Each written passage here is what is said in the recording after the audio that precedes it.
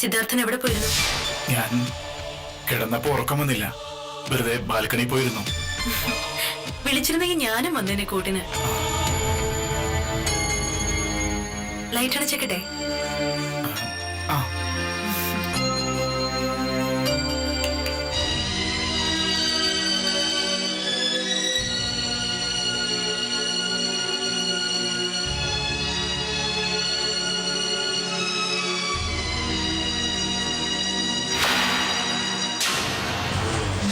എന്റെ അമ്മേ, എനിക്ക് വയ്യേ. ഇതിപ്പോ ആരോടാ ഒന്ന് പറഞ്ഞ് ചിരിക്കുക? സന്തോഷം കൊണ്ട് എനിക്ക് ഇരിക്കാൻ വയ്യ എന്ന് പറഞ്ഞാണ് കായല്ലോ ഇപ്പൊ ഇത്. പോലീസ് ജീപ്പിലേറിയവനെ ആശുപത്രി കിടക്കയിലാക്കുന്നതും ഭവാൻ. 2-4 ദിനം കൊണ്ടൊരുത്തനെ സ്ട്രക്ചറിലേറ്റ് നടത്തുന്നതും ഭവാൻ. നീ ഇപ്പൊ വിചാരിക്കുന്നുണ്ടാവും ഇയാളൊരു കണ്ണീച്ചോര ഇല്ലാത്തവനാണല്ലോ എന്ന്. അതേടി, അരവിന്ദാക്ഷന് ശത്രുവിന്റെ മുമ്പിൽ കണ്ണിച്ചോരയില്ല. ശത്രു മാളികപ്പുറത്ത് കയറി നിൽക്കുമ്പോ തൊഴുതു വണങ്ങി നിന്നിരിക്കും അരവിന്ദാക്ഷൻ. അവിടുന്ന് ഒന്ന് വീണ് കിട്ടേണ്ട താമസമേ ഉള്ളൂ. അയാളുടെ തലയിൽ ആദ്യം ചവിട്ടുന്ന കാല് അരവിന്ദാക്ഷന്റെ ആയിരിക്കോടി. നിലത്തിട്ട് ചവിട്ടി തേക്കും അരവിന്ദാക്ഷൻ. പിന്നെ അത് പറിച്ചെടുത്ത് ചുവരലൊട്ടിക്കും. ഒടുവിൽ അത് വലിച്ചു കീറി കൊട്ടയിലെറിയും. നീ എന്ന് പറഞ്ഞില്ലേ, സ്ത്രീകൾക്ക് എന്തേലും ഒരു പ്രശ്നമുണ്ടായാൽ ഏത് ഫോണിൽ നിന്നും കുത്തി വിളിക്കാവുന്ന ഒരു ഡബ്ല്യുവിന്റെ കാര്യം? കുത്തി വിളിക്കടി നിന്റെ ഡബ്ല്യു. അരവിന്ദാക്ഷം ഒന്ന് കാണട്ടടി. ഓ, ഞാനതങ്ങ് മറന്നു. കൈയൊന്നും അനക്കാൻ പറ്റത്തില്ലല്ലോ. ഞാൻ വിളിച്ചു തരണോ മോക്ക്? ആ, വിളിക്കുന്നതിന് മുമ്പ് ഒരു കാര്യം കൂടി പറയാനുണ്ട്. അങ്ങനെയാണെങ്കിൽ എല്ലാവരുടെയും കൂടെ കാര്യം ഒരുമിച്ച് അങ്ങ് പറയാമല്ലോ. അന്ന് നീ വന്നപ്പോ കണ്ടില്ലേ ഞങ്ങളുടെ വീട്ടിലെ സർവന്റ് ദേവയാനി? അവളെ ഞങ്ങൾ അങ്ങ് പറഞ്ഞു വിടുക. 3-4 പേരുള്ള ഒരു കൊച്ചു വീട്ടിലെന്തിനാ സർവന്റ്? ദേവയാനിയെ പറഞ്ഞു വിട്ടിട്ട് ആ പോസ്റ്റിലേക്ക് അമ്പിയക്ക് പ്രൊമോഷൻ കൊടുക്കാനാ ആലോചന. മോക്ക് ഇതിന്റെ അഭിപ്രായമല്ലോ ഉണ്ടോ? ഉണ്ടേ ഇപ്പൊ പറയണം. ഇവിടെ അതിവേഗം ബഹുദൂരമാ കാര്യങ്ങൾ. പിന്നെ ആ നരുന്ത് കൊച്ച് കാക്കയ്ക്കും പരുന്തിനും ഒന്നും പോകാതെ വളരുകയാണെങ്കിൽ അതൊരു മുതൽക്കൂട്ടാണ്. നീ ഇപ്പൊ മനസ്സിൽ വിചാരിക്കുന്ന എന്തുവാന്ന് ഞാൻ പറയട്ടെ. ഇവിടുന്ന് ഇറങ്ങുന്ന ദിവസം ഇയാളെ ഒടിച്ചു മടക്കി പെട്ടിയിലാക്കാമെന്നല്ലേ? പക്ഷെ നിനക്ക് തെറ്റി സുഷമേ. ഞാൻ നിനക്കൊരു പണി തരാനിരുന്നതാ. അതിനിടെ വേറൊരുത്തൻ ചാടി കയറി നിനക്ക് ഇട്ടുപണിതു. അത് നേരെ ചൊവ്വേ പണി അറിയാത്തവനായിപ്പോയി. ഇത് നിനക്കൊരു പാഠമാ. സ്വയം നന്നാവാനും സ്വന്തം കാര്യം നോക്കി ജീവിക്കാനും കിട്ടിയ ഒരവസരം. അരവിന്ദാക്ഷന്റെ കുടുംബത്തിന്റെ മുതുകത്ത് കയറി മാടം കെട്ടാൻ ഇനി ആലോചിക്കുന്ന നിമിഷം നീ വെറും പുകയാ സുഷമേ. പുക, വെറും പുക. സീരിയസ് ആയിട്ട് കിടക്കുന്ന പേഷ്യന്റിനോടാണോ ഇങ്ങനെ സംസാരിക്കുന്നത്? ഓ സിസ്റ്റർ ദേവി, ഇത് ഈ ഹോസ്പിറ്റലിൽ അഡ്മിറ്റ് ആയ പേഷ്യന്റ് അല്ലാത്തവരെ ഒന്ന് കാണിച്ചു തരാമോ? എനിക്കൊന്ന് സംസാരിക്കാനാ. താനൊന്ന് ഇറങ്ങി പോ നോക്ക്. അതോ ഞാൻ സെക്യൂരിറ്റി സ്റ്റാഫിനെ വിളിക്കണോ? സിസ്റ്റർ വെറുതെ ചൂടാവണ്ട. BP കൂടിയാ ഇവിടെ തന്നെ അഡ്മിറ്റ് ആക്കേണ്ടി വരും. ഞാൻ അങ്ങ് പോയേക്കാം. അപ്പൊ മോള് കേടാ, മാമൻ അങ്ങ് പോട്ടെ. അവളുടെ നീല ഫ്രാക്കും തൊപ്പിയും.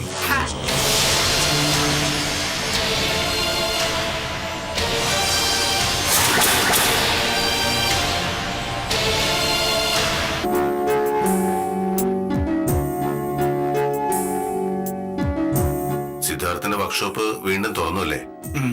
പഴയ രീതിയില് വിപുലമായിട്ടൊന്നുമല്ല. കുറച്ചുനാള് ഞാൻ മാറി നിന്നപ്പോ സ്ഥിരം കിട്ടിക്കൊണ്ടിരുന്ന പണിയൊക്കെ പോയി. അക്കൂട്ടത്തില് കുറെ ജോലിക്കാരും പോയി. ഒന്നിന്ന് തന്നെ വീണ്ടും തുടങ്ങേണ്ട അവസ്ഥയായിപ്പോ. കുറെ പണം വീണ്ടും മുടക്കേണ്ടി വന്നു അല്ലേ? കുറെ പണം കൂട്ടുകാർ തന്നെ സഹായിച്ചു. പലിശക്കെടുത്തതുകൊണ്ട്. ഞാൻ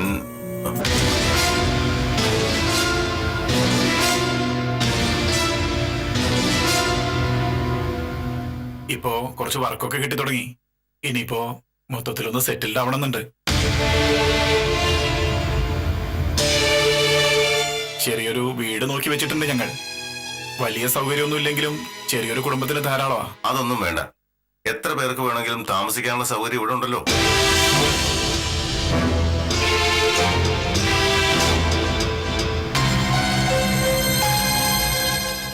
വലിയ വീട്ടിൽ അങ്ങനെ സ്ഥിരമായി താമസിക്കുന്നതിനോടൊന്നും എനിക്ക് യോജിപ്പില്ല. എന്റെ അഭിപ്രായം അത് തന്നെയാ. എല്ലാവരുടെയും ഒന്നും അഭിപ്രായം അങ്ങനെയല്ല.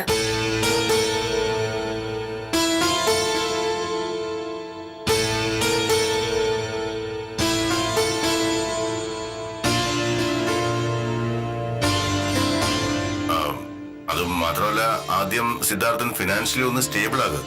അതിനുശേഷം നമുക്ക് വീട് മാറുന്നതിനെ പറ്റി ആലോചിക്കാം.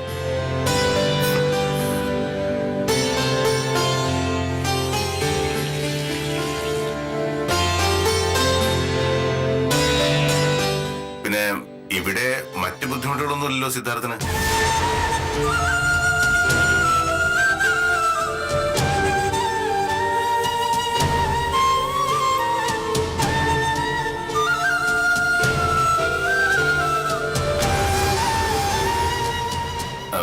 സിദ്ധാർത്ഥ് കഴിക്കേ.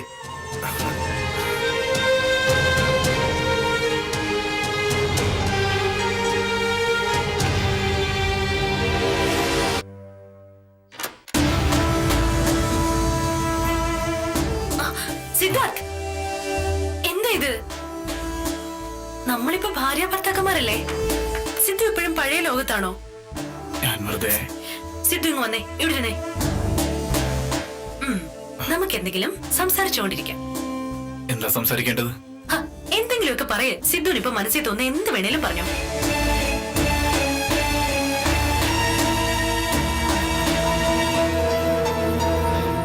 എനിക്കിപ്പോ അങ്ങനെ പ്രത്യേകിച്ചൊന്നും തോന്നില്ല മനസ്സാ. എങ്കിൽ സിദ്ധാർത്ഥനൊരു കഥ പറയേ, അതുമല്ലെങ്കിൽ ഒരു കവിത ചൊല്ല്. അല്ലെങ്കിൽ അതൊന്നും വേണ്ട. നമുക്കേ ബാൽക്കണി പോയിരിക്കാം. ഒരക്ഷരം പോലും പരസ്പരം ഉരിയാടാതെ ഒരു രാവ് മുഴുവൻ ആ നിലാവത്ത് അങ്ങനെയിരിക്കാം. എന്നോടൊന്നും പറയാനില്ലേ സിദ്ധാർത്ഥന്? എനിക്ക് നല്ല സുഖമില്ല മനസ്സാ. എന്തുപറ്റി? അത് ഒരു തലവേദന. ഞാൻ ബാം പുരട്ടിത്തരാം. വേണ്ട, ഒന്ന് കണ്ണടച്ചാൽ മതി, കുറഞ്ഞോളൂ.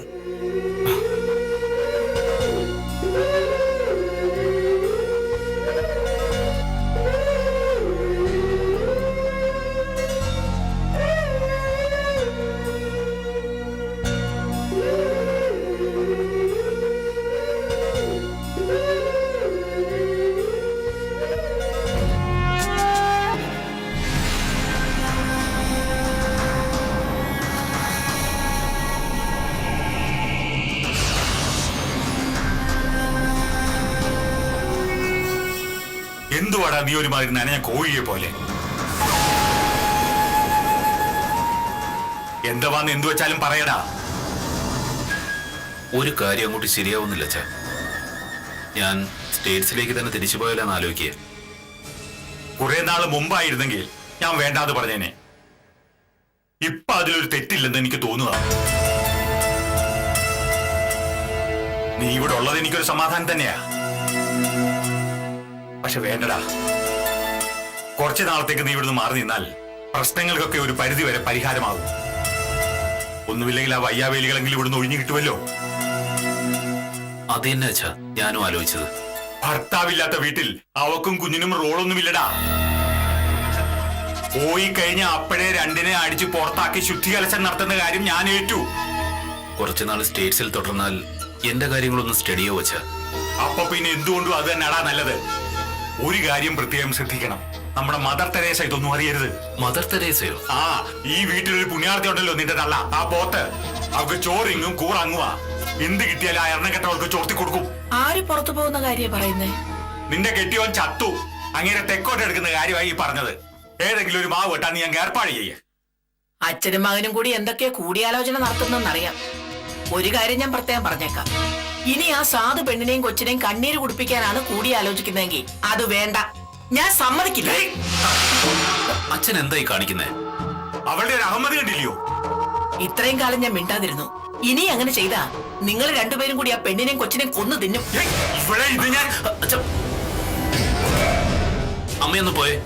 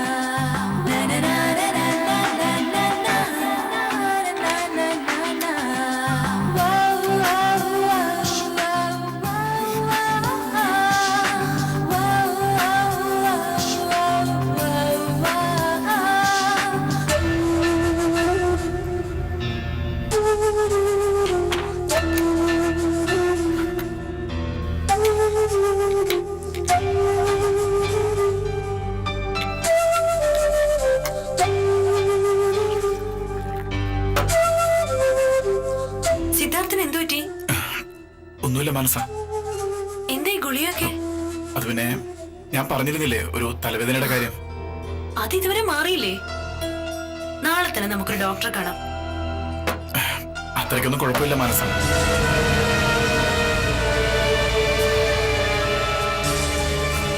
മനസ്സാ, ഞാനൊന്ന് കിടന്നോട്ടെ. എന്താ ഇത്ര ധൃതി? നമുക്ക് എന്തെങ്കിലുമൊക്കെ സംസാരിക്കാം. എങ്കിൽ ലൈറ്റ് അടിച്ചേക്കാം.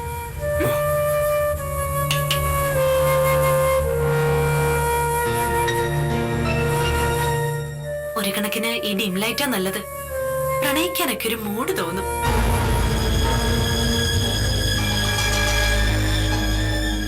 ഒരു തമാശ കേൾക്കണോ? മെർലിൻ ഇന്ന് വിളിച്ചിട്ട് ചോദിക്ക കഥകളൊക്കെ ഡീറ്റെയിൽ ആയിട്ടൊന്ന് പറയാൻ. അങ്ങനെ കഥകളൊന്നും ഇല്ലാന്ന് ഞാൻ പറഞ്ഞപ്പോ അവള് വിശ്വസിക്കുന്നില്ല. അവള് കരുതിയത് എനിക്ക് പറയാനുള്ള മടി കൊണ്ടാണെന്ന.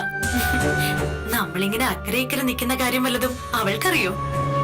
അവളൊരു വല്ലാത്ത സാധന. കല്യാണത്തിന് മുമ്പ് സിദ്ധാർത്ഥൻ ഇവിടെ താമസിച്ച സമയത്ത് തന്നെ എന്തെങ്കിലുമൊക്കെ നടന്നു കാണുമെന്നാ അവള് പറയുന്നത്. അന്ന് അവൾ എന്നോട് പറഞ്ഞതേ, സിദ്ധാർത്ഥനെ പോലൊരു ചുള്ളം പയ്യനെ ഒറ്റയ്ക്ക് കിട്ടിയിട്ട് നീ വിട്ടുകളഞ്ഞെന്ന് എനിക്ക് വിശ്വസിക്കാനേ പറ്റുന്നില്ലെന്ന്. അതിനാരാ വിട്ടുകളഞ്ഞത്? കൂട് വിട്ട് പറന്നു പോയിട്ടും ഞാൻ പിന്നാലെ വന്ന് പിടിച്ചെടുത്തത് അതുകൊണ്ടല്ലേന്ന് ഞാൻ ചോദിച്ചില്ല കേട്ടോ.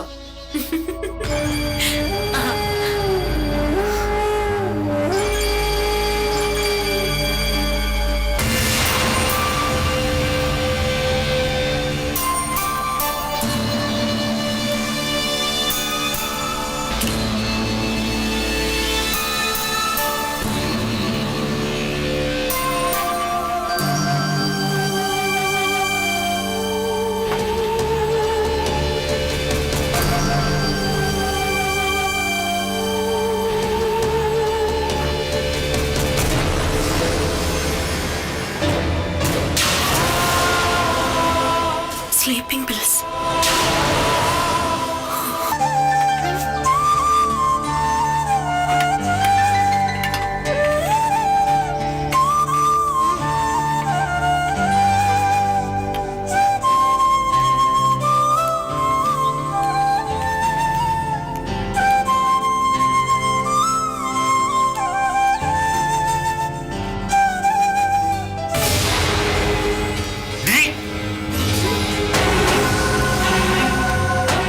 നിന്നോട് ഈ ഗാനം നടക്കാൻ പറഞ്ഞിട്ട്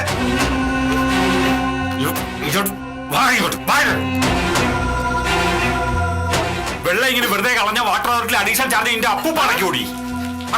മനുഷ്യ, നിങ്ങൾ എന്താ വിവരദോഷമായി പറയുന്നത്? ഇവളുടെ അപ്പൂപ്പനെന്ന് പറയുന്നത് നിങ്ങൾ തന്നെയല്ലേ? അതാണീ പറഞ്ഞത്. അപ്പൂപ്പ അടയ്ക്കാൻ പോകുന്നില്ലാന്ന്. അല്ല, കരച്ചിൽ കേൾക്കുമ്പോ രക്ഷിക്കാൻ ഓടി വരാനേ നീ ആര് ഡിങ്കനോ? മനസാക്ഷിയുടെ തരിമ്പെങ്കിലും വേണം മനുഷ്യ. എന്റെ മനസാക്ഷി ബാങ്ക് ലോക്കറി വെച്ച് ഞാനങ്ങ് പൂട്ടിയിരിക്കുക. തൽക്കാലം അത് തിരിച്ചെടുക്കാൻ എനിക്ക് മനസ്സുമില്ല. നീ പോയി നിന്റെ പണി നോക്ക് സഹോദരി. ഈ കൊച്ചു കുഞ്ഞിനെ കൊണ്ട് പണിയെടുപ്പിക്കാൻ ഞാൻ സമ്മതിക്കില്ല. എന്നാൽ ഈ കുട്ടിച്ചാത്തനെ കൊണ്ട് തീറ്റ എടുപ്പിക്കാൻ ഞാനും സമ്മതിക്കില്ല. എടീ, ഒരു പുളിച്ച CI പോക്കറ്റിലുണ്ടെന്ന അഹങ്കാരത്തില് കുറച്ചുനാൾ ചുമ്മാ തിന്നല്ലേ തള്ളയും കൊച്ചും. ഇപ്പൊ പോലീസുകാരി അങ്ങ് ഷെഡി കയറിയില്ലേ? ഇനിയെങ്കിലും ഇവറ്റകൾ ദേഹം വണങ്ങി പണിയെടുത്ത് തിന്നട്ടെ. മനുഷ്യ, എന്റെ ഒറ്റ ഒരാളുടെ പ്രാക്ക് മാത്രം നിങ്ങൾക്ക് ഇനി വാങ്ങിച്ചു കൂട്ടാനുള്ളൂ. ഓ, അതോട് ഇനി കിട്ടിയാൽ ഞാൻ അക്കൗണ്ടിൽ വരവ് വെക്കാമായിരുന്നു. കൊച്ചനീ വെള്ളം ഒഴിക്കടി. ഇങ്ങോട്ടോട്ട് ഒഴിക്കും. ഒഴിക്കണി അവിടോട്ട്. ആ, ഇനി അവിടോട്ട് ഒഴിക്കും. മൂട്ടിലോട്ട് ശരിക്കും ഒഴിക്കടി.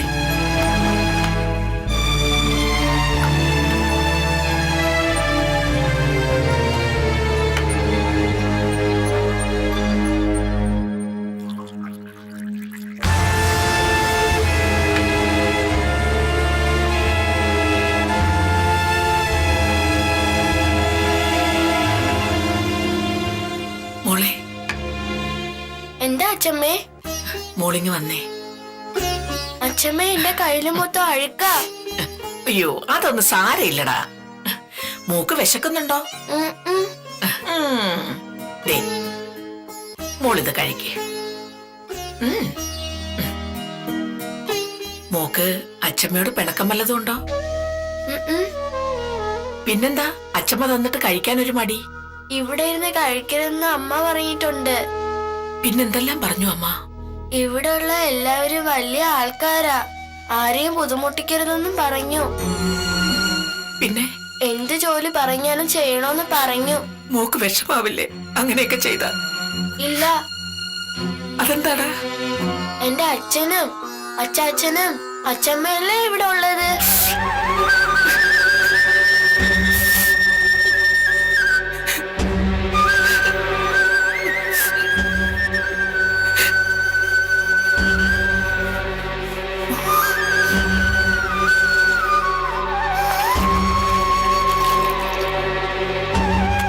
തുടച്ചു തീരുമ്പോ തറ നല്ല കണ്ണാടി പോലെ തിളങ്ങണം, അല്ലാതെ നിന്റെ മോന്ത പോലെ ഇരിക്കരുത്. എന്നോന്നാടി നോക്കുന്നേ? നിന്റെ ഉണ്ടക്കണ്ണ് കുത്തി പൊട്ടിച്ചു കളയും ഞാൻ.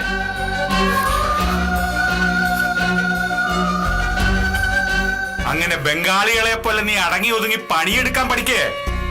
വേണമെങ്കിൽ മൊബൈൽ ഫോണൊക്കെ ഓണാക്കി ഇയർഫോൺ ചെവിയിൽ കുത്തി പാട്ടുകൂടി കേട്ടോ, നമുക്ക് പണി നടന്നാ മതി. എന്താ വാടാ ഒരു പാട്ടും കൂത്തും ഒക്കെ? അച്ഛൻ പറഞ്ഞ പോലെ ഒരു വലിയ മീൻ വന്ന് നമ്മുടെ നെറ്റി കുരുങ്ങിയിട്ടുണ്ട്. നെറ്റിലോ? ആ, ഫേസ്ബുക്കില്. ഓ, എനിക്കൊട്ടും നിന്നെ വിശ്വാസമില്ല. നിനക്ക് പിടിക്കുന്നത് ഇമാതിരി തറ സെറ്റപ്പ് അല്ലേ? ഇത് അങ്ങനെ അല്ല അച്ഛാ, ഈ പെണ്ണിന്റെ സെറ്റപ്പ് വേറെയാ. ദാ.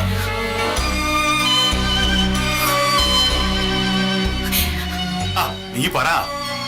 അച്ഛൻ കേട്ടിട്ടില്ലേ നെല്ലിയാമ്പതിയിലെ ചന്ദ്രഗിരി എസ്റ്റേറ്റിനെ ഓ, പറ്റി? ചന്ദ്രഗിരി എസ്റ്റേറ്റ് മാത്രമല്ല, ചന്ദ്രനിൽ ആളിറങ്ങിയതിനെ പറ്റി ഞാൻ കേട്ടിട്ടുണ്ട്. നീ നമുക്ക് ഗുണമുള്ള കാര്യം പറ. ആ, ഈ ചന്ദ്രഗിരി എസ്റ്റേറ്റിന്റെ ഉടമസ്ഥൻ ഉദയവർമ്മയുടെ ഒറ്റ മകൾ ഗീതു വർമ്മ. ഇപ്പോഴോ അച്ഛനെ വായ നടക്കേ. എടാ, നേരാണോ നീ പറയുന്നേ? പിന്നെ വേണുവല്ലേ അച്ഛ മോൻ. എന്നിട്ട് എവിടം വരെയായി? നീ വിശദമായിട്ട് പറ. മൂവി, മ്യൂസിക്, ഡാൻസ്, ഞങ്ങളുടെ രണ്ടുപേരെ ഇൻട്രസ്റ്റ് ഒക്കെ സെയിം ആച്ചാ. പക്ഷെ ഒരൊറ്റ കുഴപ്പമേ ഉള്ളൂ. ഓ, എന്താ വാടാ നീ മനുഷ്യനെ ടെൻഷൻ എടുപ്പിക്കാതെ കാര്യം പറ. അവൾക്ക് ഈ കുക്കിങ്ങും മറ്റ് വീട്ടുജോലികളും ഒന്നും അറിയില്ല. അതാണോടാ കുഴപ്പം? അതിനൊക്കെ ഇവിടെ വേറെ ആൾക്കാരൊക്കെ ഇല്ലേ? ആ, അതും ശരിയാ.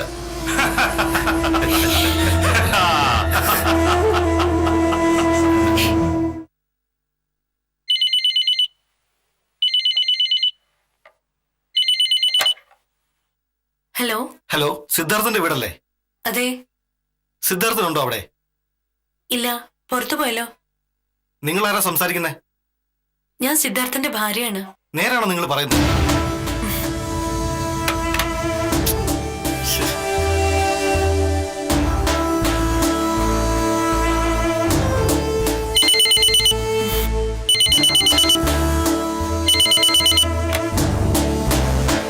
ഹലോ, ആരാ സംസാരിക്കുന്നത്? ഞാൻ അക്ഷയ ബാങ്കിൽ നിന്നാ. സിദ്ധാർത്ഥം വർക്ക്ഷോപ്പ് തുറക്കണമെന്നും പറഞ്ഞേ ഇവിടെ നിന്നും 5 ലക്ഷം രൂപ വായ്പ എടുത്തിരുന്നു. ഉടനെ തിരിച്ചടയ്ക്കാന്നും പറഞ്ഞാൽ ലോൺ എടുത്തേ. ഇപ്പൊ അടവുകൾ പലതും മുടങ്ങി. ആളെ ആണെങ്കിൽ വിളിച്ചിട്ട് കിട്ടുന്നതുമില്ല. വളരെ ബുദ്ധിമുട്ടിയാ ഈ ലാൻഡ് നമ്പർ സംഘടിപ്പിച്ചത്. പണം ഉടനെ തിരിച്ചടച്ചില്ലെങ്കിൽ വർക്ക്ഷോപ്പ് ഞങ്ങളിങ്ങ് എടുക്കുമെന്ന് സിദ്ധാർത്ഥനോടൊന്ന് പറഞ്ഞേക്ക്. മര്യാദ കേട്ടില്ലേ ഒരതിരി?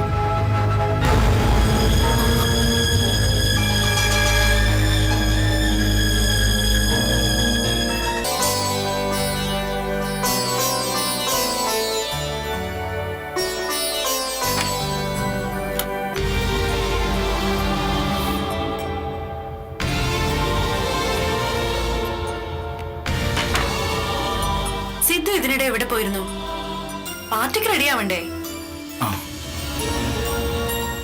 സിദ്ധു ഏത് ഡ്രസ് ഇടണമെന്ന് എനിക്കൊരു കൺഫ്യൂഷൻ. വാർഡ്രോബ് മുഴുവൻ പരതി, ഒന്നും അത്രയ്ക്ക് അങ്ങ് തൃപ്തിയായില്ല. എങ്കിൽ പിന്നെ പുതിയതാകട്ടെ എന്ന് വിചാരിച്ചു. പെട്ടെന്ന് പുറത്തു പോയി ഒരു 4 ജോഡി ഡ്രസ് എടുത്തു. കാണണ്ടേ സിദ്ധുവിന്? അതെ, ഇപ്പൊ ഡ്രസ്സൊന്നും വേണ്ടിയിരുന്നില്ല മനസ്സാ.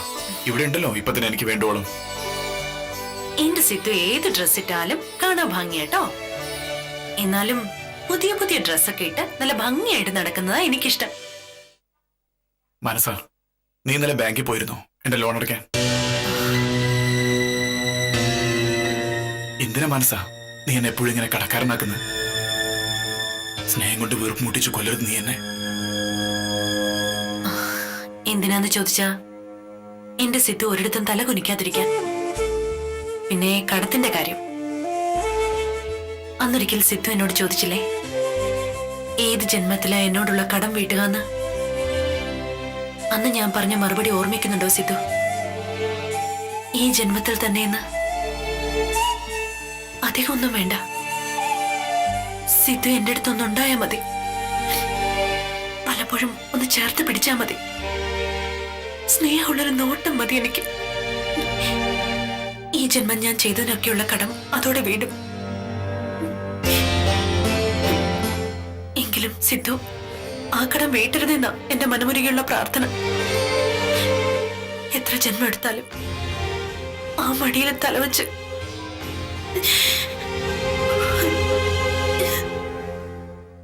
മനസ്സാ,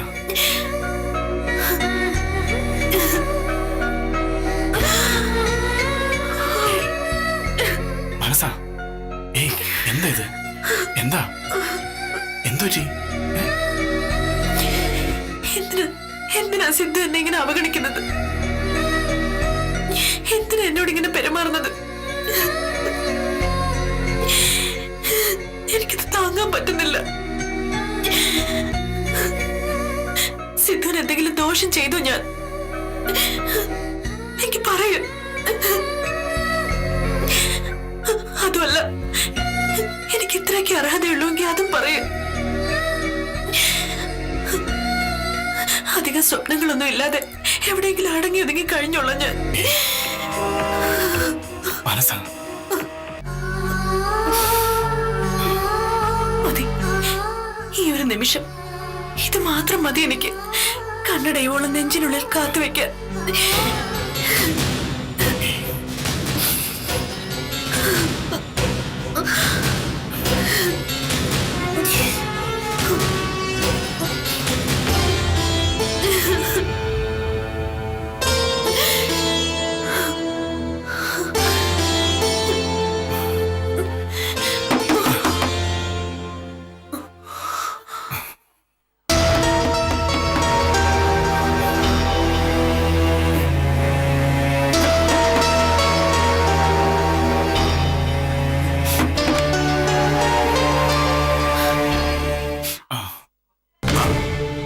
പാർട്ടി തുടങ്ങാറായിട്ടും ബർത്ത്ഡേക്കാരി ഇങ്ങനെ റൂമിൽ അടച്ചിരുന്നാലോ?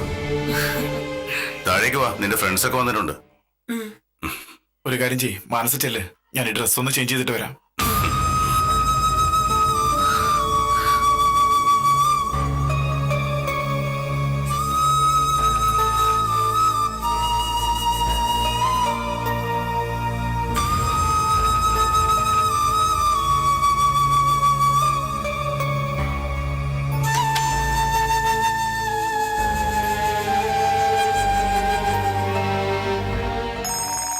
സോറി, ഇപ്പൊ വരാം.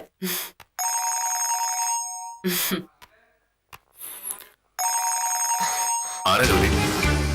ഹോസ്പിറ്റലിൽ നിന്നോ? അറ്റൻഡ് ചെയ്യ്, എന്തെങ്കിലും എമർജൻസി ആണെങ്കിലോ.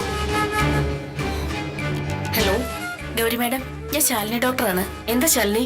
സേതുപാർവതിക്ക് കാർഡിയക് അറസ്റ്റ്. ഇത്തിരി സീരിയസ് ആണ്. മൾട്ടിപ്പിൾ അറ്റാക്ക് ആണെന്ന് സംശയമുണ്ട്. ഡോക്ടർ നിശാന്ത് ഇല്ലേ അവിടെ? നിശാന്ത് ഉണ്ട് മാഡം, പക്ഷെ ഇത് അദ്ദേഹത്തിന്റെ കയ്യിൽ നിൽക്കുമെന്ന് തോന്നുന്നില്ല. BP ഹൈ ആണ്. പിന്നെ സേതുപാർവതിയെ നോക്കിക്കൊണ്ടിരുന്നത് മാഡം ആണല്ലോ. ഓക്കെ, തിയേറ്റർ റെഡിയാക്കിക്കോളൂ. I will be there within 15 minutes. Be cool Gauri. ഒരു ജീവനാണോ അതോ ഒരു പാർട്ടിയാണോ പ്രധാനം?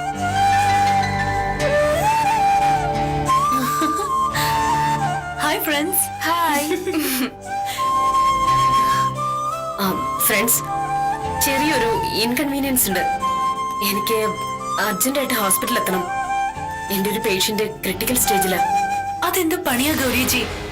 ഈ ബർത്ത്ഡേ പാർട്ടിക്ക് ഗൗരിജി ഇല്ലെന്ന് പറഞ്ഞോ? ബർത്ത്ഡേ ഒക്കെ ഇനിയും വരും മോളെ. ഇപ്പൊ ഒരാളുടെ ലൈഫ് എന്നെ ഡിപ്പെൻഡ് ചെയ്ത് നിൽക്കുന്നേ. എങ്കിലും ഗൗരിജി. ഗൗരി പോട്ടെ മോളെ, ഇപ്പൊ അതല്ലേ പ്രധാനം. Once again, everybody, sorry for the inconvenience. Okay, enjoy yourself. ഞാൻ പോയിട്ട് വരാം.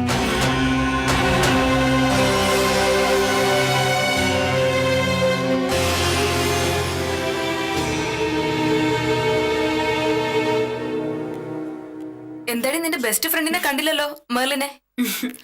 അവൾ എന്തോ പുകിലൊപ്പിക്കാനുള്ള തയ്യാറെടുപ്പിലാണെന്ന് തോന്നുന്നു. ഒരു സർപ്രൈസുമായിട്ടാ വരുന്നതെന്നാ പറഞ്ഞത്. പണി കൊടുക്കുന്ന കാര്യത്തിൽ നീയും മോശമൊന്നല്ലോ. Dear friends, her highness Merlin ഇതാ ആഗതയായിരിക്കുന്നു. ഓ, ഇത്രയുള്ളൂ നിന്റെ സർപ്രൈസ്?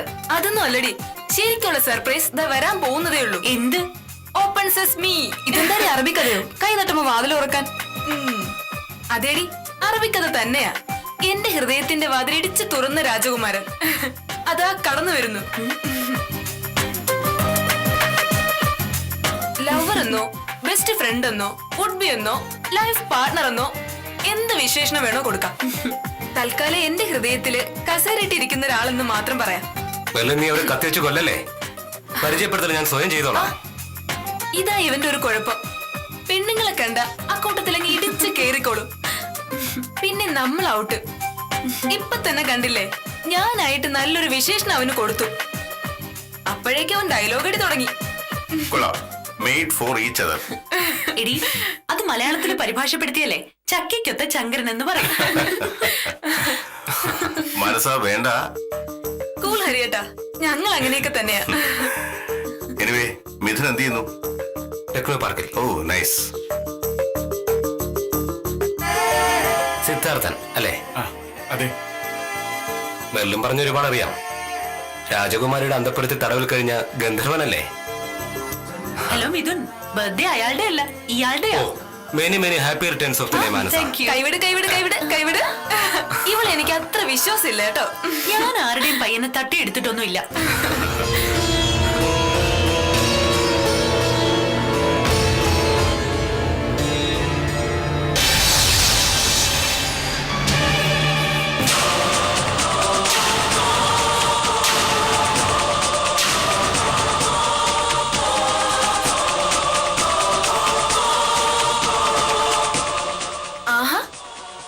മൈനക്കുട്ടി എവിടെ പറന്നുപോയെന്ന് ആലോചിച്ച് നിൽക്കുകയായിരുന്നു ഞാൻ. നീ ഇങ്ങനെ ഒതുങ്ങി നിന്നാൽ എങ്ങനെ ശരിയാവൂ മൈന? ഇവൾക്കൊരു ഉഷാറില്ല മനസ്സാ.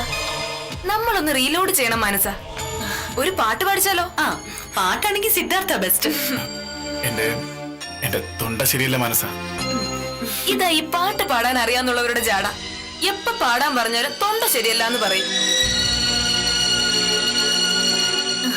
എങ്കിൽ മൈന വയലിൻ വായിക്കട്ടെ. Best idea.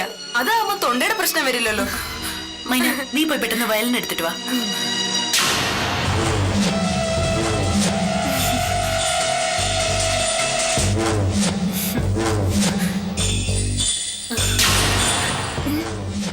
റെഡ് വൈൻ ഉണ്ടോടി? റെഡ് വൈൻ കേക്കിന്റെ കൂടെ അതാ ബെസ്റ്റ് കോമ്പിനേഷൻ. മൈനൊന്നും ഇവിടെ ഇല്ല.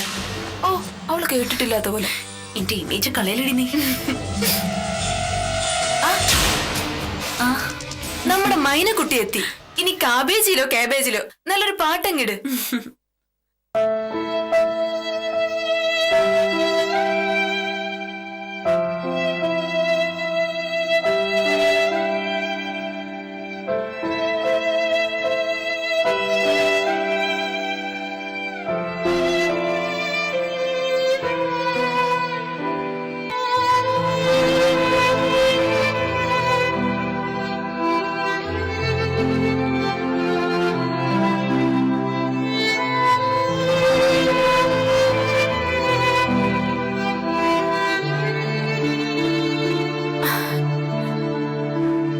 ഹലോ മൈന, നീ വയലിൻ വായിച്ച് ഞങ്ങളെ കരയിപ്പിക്കല്ലേ?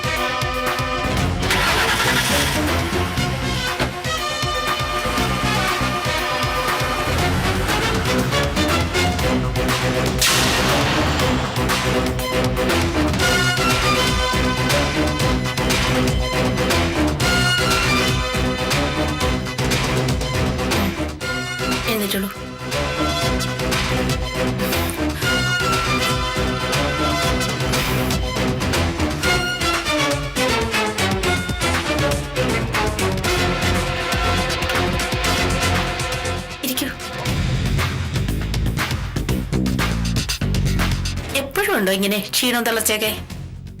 ഇല്ല, ഈ ഇടയ്ക്കാ തുടങ്ങിയത്. ഉദ്ദേശം? ഉദ്ദേശം 2 ആഴ്ച. വൊമിറ്റിംഗ് ടെൻഡൻസിയോ? അതും ഈയിടെയാ തുടങ്ങിയത്. എപ്പോഴും ഉണ്ടോ? ഭക്ഷണത്തിന്റെ സ്മെല്ല് വരുമ്പോ മനം പുരട്ടാൻ തുടങ്ങും.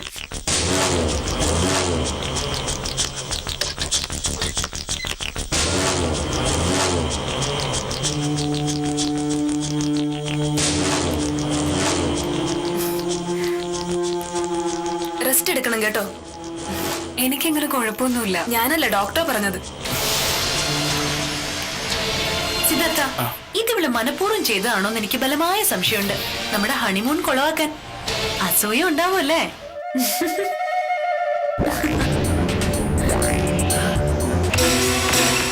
കണ്ടോ സിദ്ധാർത്ഥ, എന്റെ ഒരു തമാശ വേസ്റ്റായി. ഈ ഇടയാ ഇതാ ഇതിന്റെ അവസ്ഥ. എന്തെങ്കിലും തമാശ പറഞ്ഞാലും ഇവള് ചിരിക്കില്ല. ചിരിച്ചാ പിന്നെ കരയേണ്ടി വരും മനസ്സാ. അതുകൊണ്ടായിരിക്കും.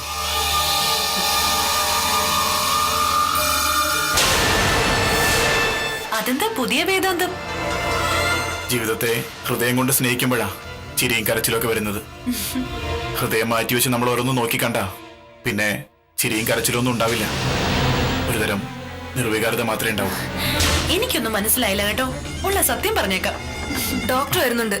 ഇവിടെ എല്ലാരും കൂടി ഇങ്ങനെ കൂടി നിന്നാ എനിക്ക് വഴക്ക് വെക്കേണ്ടി വരും.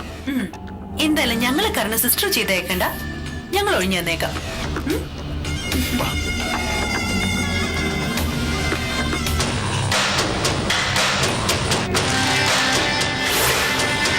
ഡോക്ടർ, അനസ്തേഷ്യ കൊടുക്കാൻ സേതു പാർവതി സമ്മതിക്കുന്നില്ല. എന്താ പ്രശ്നം? ഡോക്ടറെ കണ്ടിട്ട് മാത്രം അനസ്തേഷ്യ സ്വീകരിക്കുന്നു. എന്താ സേതു പാർവതി ഇത്?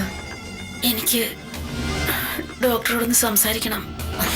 സംസാരമൊക്കെ പിന്നീട്, ആദ്യം ഓപ്പറേഷൻ നടക്കട്ടെ. അതിനുശേഷം സംസാരിക്കാൻ സാധിക്കുമെന്ന് ഡോക്ടർക്ക് ഉറപ്പുണ്ടോ? ഉറപ്പുണ്ട്. ഞാൻ കളിക്കുട്ടിയല്ല ഡോക്ടർ. സമയം വൈകുന്നു. എനിക്ക് സംസാരിച്ചേ തീരും. സിസ്റ്റർ, ഒന്ന് പുറത്തേക്കൂ. ഈ ഓപ്പറേഷന്റെ ആവശ്യമില്ല ഡോക്ടർ. ഞാനിത് അതിജീവിക്കില്ല. അത് സേതുപാർവതിയാണോ തീരുമാനിക്കുന്നത്? അത് ഡോക്ടറും അല്ലല്ലോ തീരുമാനിക്കുന്നത്.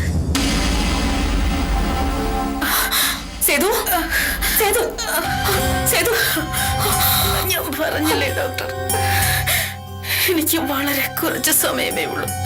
എന്റെ സുധിയേട്ടന്റെ അടുത്തേക്ക് പോവാൻ ഞാൻ. ഈ ലോകത്തിനപ്പുറം ഒരു ജീവിതമുണ്ടോന്ന് എനിക്കറിയില്ല ഡോക്ടർ. ഉണ്ടെങ്കിൽ എന്റെ സുധിയേട്ടനെ വേണം എനിക്ക്.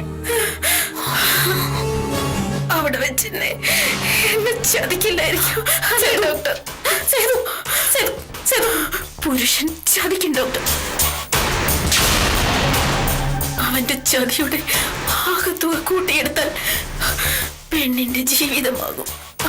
സേതു, എന്തൊക്കെ ഈ പറയുന്നേ?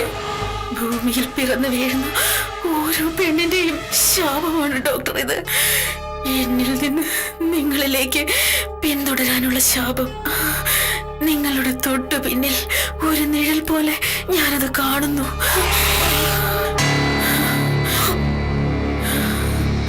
ഇനി ഏത് ഓപ്പറേഷനും ഞാൻ റെഡിയാണ് ഡോക്ടർ.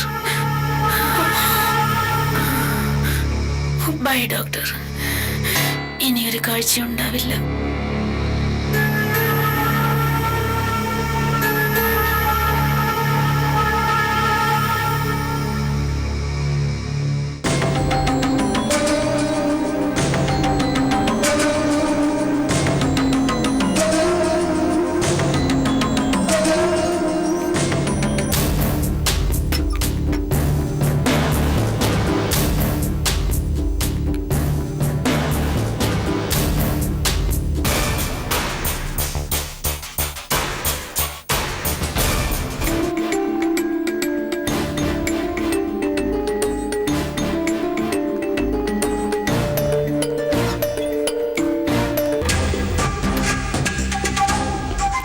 ഡോക്ടർ, തിയേറ്റർ റെഡിയാണോ?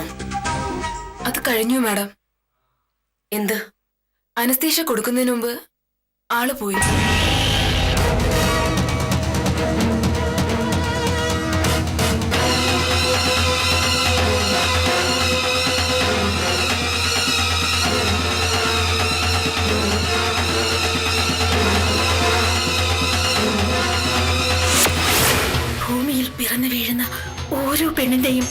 ശാപമാണ് ഡോക്ടർ അത്.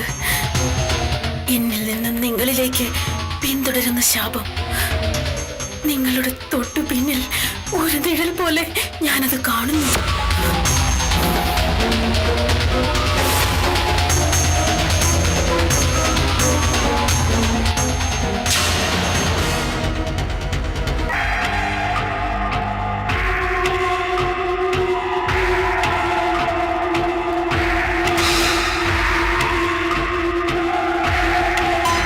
മൈന ഇവിടെ വന്നത് ഞാൻ അറിഞ്ഞില്ല. കുറച്ച് എമർജൻസി കേസുകൾ ഉണ്ടായിരുന്നുകൊണ്ട് മൊബൈൽ ഓഫാക്കി വെച്ചു. ഡോക്ടർ, പേടിക്കാനൊന്നുമില്ല. ആളൽപ്പം അനീമിക്കാണ്. അല്ലാതെ പ്രത്യക്ഷത്തിൽ വേറെ കുഴപ്പമൊന്നും കാണാനില്ല. ശാലിനിയാണോ അറ്റൻഡ് ചെയ്യുന്നത്? Yes doctor. അനീമിക്കാണെങ്കിലും പെട്ടെന്ന് ഇങ്ങനെ ഉണ്ടാവാൻ കാരണം? ഫർദർ ചില ടെസ്റ്റുകൾ കൂടി ചെയ്യാനുണ്ട് മാഡം. നാളെ രാവിലെ വിട്ടാൽ പോരെ? It's okay. മാനസ, ഞാൻ വല്ലാതെ ടയർഡാ. വീട്ടിൽ പോയിക്കോട്ടെ ഞാൻ. പൊയ്ക്കോളൂ ചേച്ചി, ഞാനില്ലേ ഇവിടെ. ഹരിയേട്ടൻ പുറത്തുണ്ട്.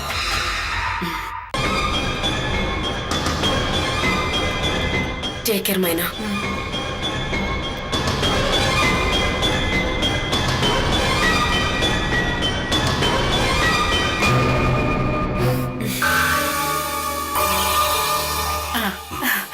Please be seated. Thank U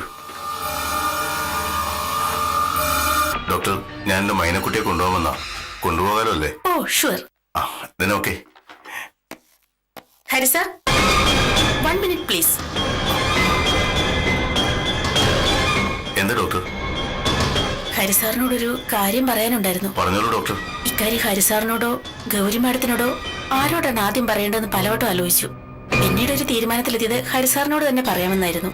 കാരണം പേഷ്യന്റിനെ കൊണ്ടുവന്ന സാറാണ്. ഒരു കൊളീഗാണെന്ന ഒറ്റ കാരണത്താൽ ഇക്കാര്യം ഗൗരി മാഡത്തോട് മാത്രം ഷെയർ ചെയ്യുന്നതിൽ ഒരു എത്തിക്കൽ പ്രോബ്ലം ഉണ്ട്.